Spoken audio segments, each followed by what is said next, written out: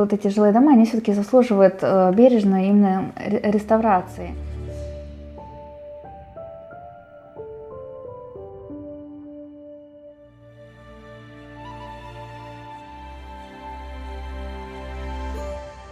У меня был небольшой опыт съемки фильма. Выделили время из своего отпуска и в августе вот как раз поехали, то есть, можно сказать, перед самым планируемым сносом. Отсняли завод, отсняли дома, вот поговорили, значит, с жителями.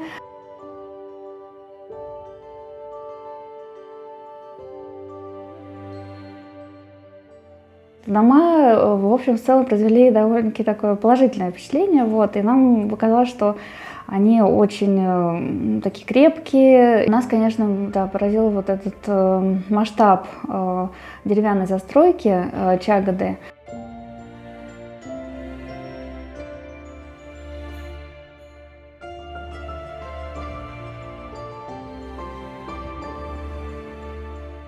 Несомненно, можно сделать Чагоду туристским центром. Точно так же, как интересен классический стиль барокко, также интересен и стиль конструктивизм также.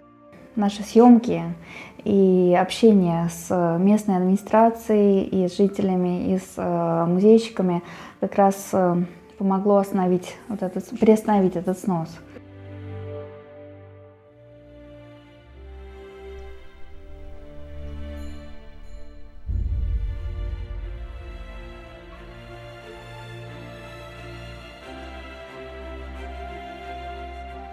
Мы хотели бы, может быть, как раз рассказать об этом заявлении, вот, моем, либо, может быть, еще добавить про наши, так скажем, шаги, да, по сохранению, вот, пока еще не знаем, но у нас уже есть, в общем, определенный алгоритм, как действовать дальше, вот. Мы нашли человека, который, ну, готов вкладываться в Чагоду. Он не сможет, может быть, все отреставрировать, да, там, но если будет собственник кто-то конкретный, там, человек или там администрация, тогда они смогут уже как-то вкладываться. Если есть возможность сохранить внешний облик здания, но при этом провести реконструкцию современными материалами, при этом внешний облик не должен пострадать, то это было бы очень здорово.